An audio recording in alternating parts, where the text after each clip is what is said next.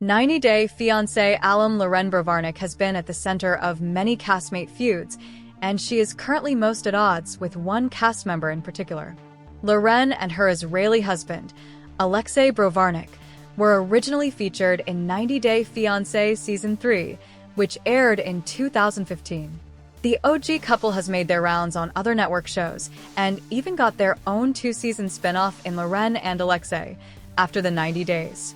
In 2025, the pair has been together over 10 years and have 3 children together. Their Jewish heritage and faith are at the center of their relationship, and they've settled in southern Florida, although they are always toying with the idea of moving to Israel. While the couple have a picture-perfect life, Loren's big personality, pointed opinions, and confrontational nature have gotten her into trouble with several of her castmates.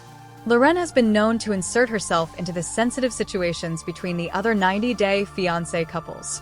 She did so during one tell-all with Danielle Mullins and Mohammed Jbalai, and instigated the famous moment when Mohammed relayed that Danielle had body odor. Loren seemed to talk down to Mohammed and Danielle, and when she got pushback from Mohammed, she called him a fraud. Loren was lamenting about feeling embarrassed that she was associated with Danielle and Mohammed from the show. "I don't like being associated with you because I did it the K-1 visa for the right reasons." She went on to call Mohammed a fraud. One of Loren's other fights involved larger-than-life personality, Big Ed Brown. Loren and Alexei had done an interview in which Loren said she loathed Ed for how he treated women. Ed then clapped back online by calling Loren a bottom feeder and the lowest of the low. During the Happily Ever After Season 8 tell-all, Loren confronted Ed. "So, Ed, now that we're in person, do I look like a bottom feeder?" Loren tried to escalate the tension and get answers and apologies out of Ed. But Ed told her, "You clapped at me and I clapped back," and told Loren to keep your mouth shut about me online. Jasmine jumped in and divulged that in the van on the way to the tell-all, Ed made a smart remark about Loren. During that same tell-all, Loren made an enemy out of Sophie Sierra. Sophie felt Loren came into the tell-all with a holier-than-thou attitude, and that she and Alex were not being authentic with their struggles. Moreover, Sophie confronted Loren about her penchant for speaking on other couples' issues, while she escaped without facing heat. "I don't think it's very fair. No one came for you guys, but you was very opinionated on everyone else." Then, what really set Sophie and Loren off on a negative tone was when Loren suggested there was something wrong with Sophie. "Are you not F***ing here? The two women have stopped actively feuding, as they don't follow each other on Instagram. You must make your husband's life very miserable," which incited Loren further. Loren and Ed never solved their issues, but their tension seems to have quieted down now that they are not in the same season and sharing space. Loren's biggest and now ongoing feud is with Thais Ramon. Thais confronted Loren in the midst of her argument with Sophie, over Loren's trash-talking about her during Pillow Talk episodes and for leaving the tell-all early and avoiding the smoke. When they weren't getting anywhere, Thais told Loren that she shouldn't talk to people the way she does, and that she was not better than anyone. While the two women stopped following each other on Instagram after last year's tell-all, the tension has not ended. Recently, Thais shared a screenshot to her Instagram stories that showed a DM her husband, Patrick Mendez, had gotten from Loren. Loren said that Thais was running her mouth poorly about me on Pillow Talk. Loren relayed to Patrick that she wanted Thais to shut her damn mouth about me. Loren and Thais are still not following each other on Instagram, and now Patrick doesn't follow Loren either. It remains to be seen what heights their feud will evolve to next. Outside of online drama, Loren's newest fight involves Elizabeth Pothast's Moldovan husband, Andrei Castrovet. Loren and Elizabeth had been friends through the 90-Day Fiancé network for 5 years upon meeting up on currently airing Happily Ever After Season 9.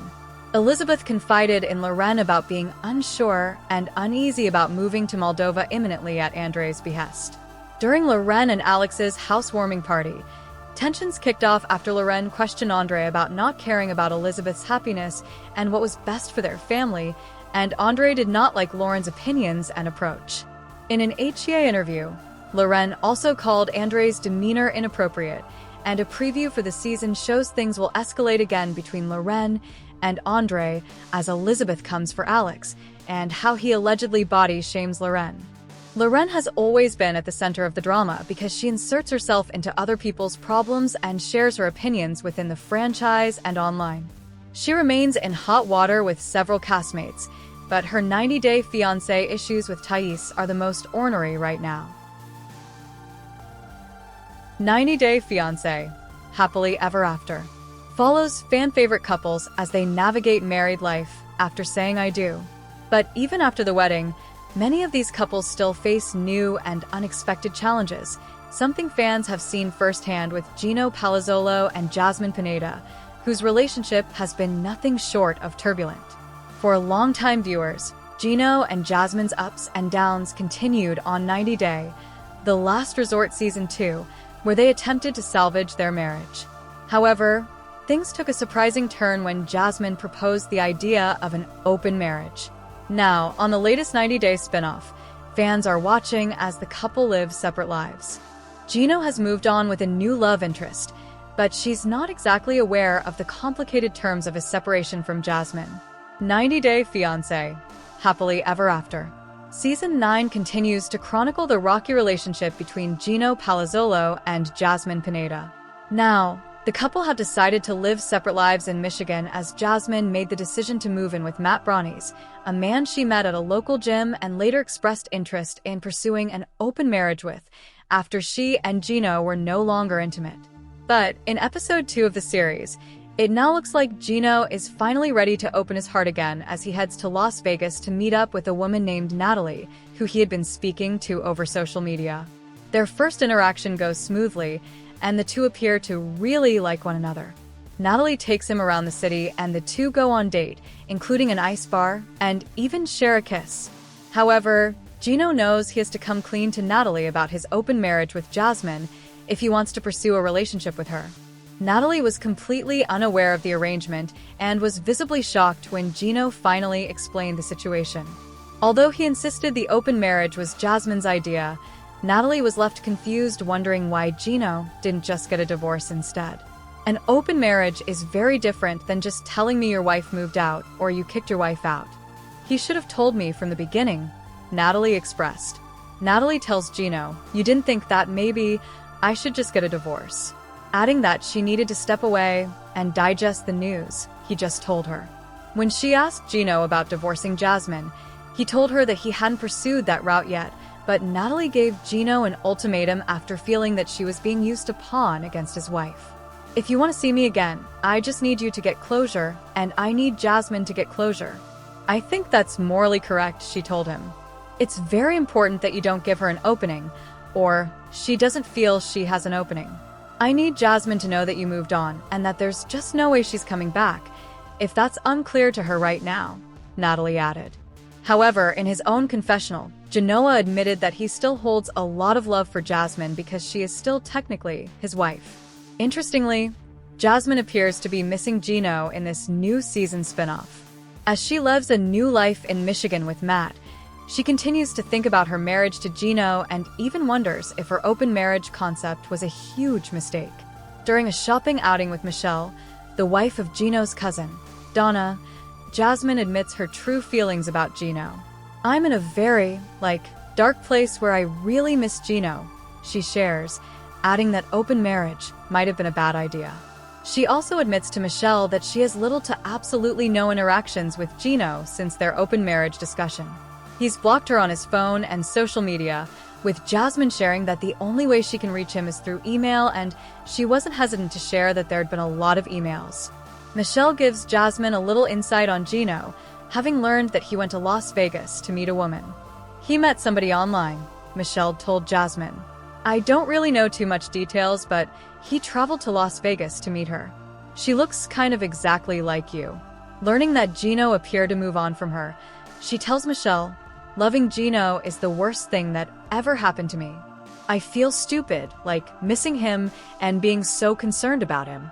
But he doesn't give a me, and he's just living his best life. In a confessional, Jasmine expressed hope that she and Gino could resolve their issues. Jasmine and Gino's journey to fixing their marriage was captured in Season 2 of 90 Day, The Last Resort, which began filming in March 2024. However, Jasmine would later suggest the idea of an open marriage as Gino refused to be intimate with her. She then introduced Gino to Matt on a FaceTime call, the man that she decided to have an open marriage with.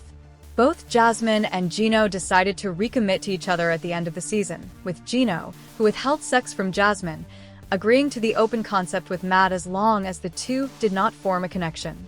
The cast were in shock when Jasmine arrived at the season 2 reunion pregnant, and it wasn't Gino's baby. Jasmine and Matt were expecting their first child, Jasmine's third, with Gino looking utterly embarrassed and bewildered by his estranged wife and her baby bump. Jasmine and Matt welcomed their daughter, Matilda, into the world in March. In an interview with People, the couple shared, introducing Maddie, our sweet baby girl. She's already filling our hearts with so much love and joy. We're beyond grateful for this new chapter in our lives. And although Jasmine appears to be missing Gino on the Season 9 spinoff, she seems to make it clear on Instagram that she and Matt are going strong and raising their daughter together. Maybe Gino might take Natalie's advice and finally take the steps to officially move on from Jasmine. 90 Day Fiancé stars Amani, Matt, and Annie have always stayed in the news for one reason or another. Throughout the series, they sparked countless fights, shared intense love sessions, stirred up drama, and kept fans talking. However, the real chaos began after the show ended. While the tell-all episode was explosive, the trio now seems ready to bring even more drama. They may be stirring the pot just to land another season, but things are clearly getting out of hand. Everyone knows Amani runs the show and makes the big decisions, but the power dynamics seem to be shifting. While she and Matt move forward with their divorce, fans now speculate that Annie is pregnant with Matt's baby. A recent photo sparked the rumors after fans spotted a baby bump, and Amani seemed to confirm it. Matt and Amani once looked like the perfect couple with a beautiful life before stepping into the spotlight of 90 Day Fiancé. Their unique storyline stirred up plenty of drama, especially during the explosive Season 11 tell-all. At the time, fans were relieved the couple didn't rush into a divorce to bring Annie into the relationship. But things quickly took a turn. Rumors surfaced on Facebook claiming Amani cheated on Matt with his best friend, which allegedly led to their divorce. Fans were stunned by the scandal. However, confusion followed when their social media posts suggested they were still together. That left fans wondering if it was all just speculation. An Instagram page, 90 Day Fiancé Breaking News, claimed Matt and Amani had filed for divorce so they could continue their relationship with Annie. Despite all the buzz, neither Matt nor Amani have confirmed any legal split. It's possible they're keeping the details private to build suspense for the next season. While TLC hasn't confirmed anything yet, fans suspect the network might bring the thruple back for a new K1 Visa storyline, though many now feel it's all just for fame. A few days ago, Annie posted a family photo from her son's graduation. It was a cute moment where everyone posed for the camera. The diva rocked a skirt and an animal print top, but fans noticed what looked like a baby bump. It wasn't clear whether she was just bloated, but many assumed it was a baby bump. Rumors started flying that Annie might be pregnant with Matt's baby. Soon enough, people started questioning Amani to confirm the news. Since Amani is the most vocal in the thruple, fans naturally turned to her for answers. They asked her if Annie is pregnant. In the comment section, Amani seemingly agreed that Annie was pregnant. She didn't give a definite answer, but when a fan asked, she went along with it. This response fueled speculation that Annie might be expecting. It seems like Amani herself did not know the answer. Rumors buzzed that Matt is the father, but no one confirmed anything. Later, Annie went live on Instagram and shut down the gossip. She revealed that she wasn't pregnant. She didn't explain much, but she wore a bikini and emphasized her flat stomach. Annie even flaunted her chiseled abs to prove her point.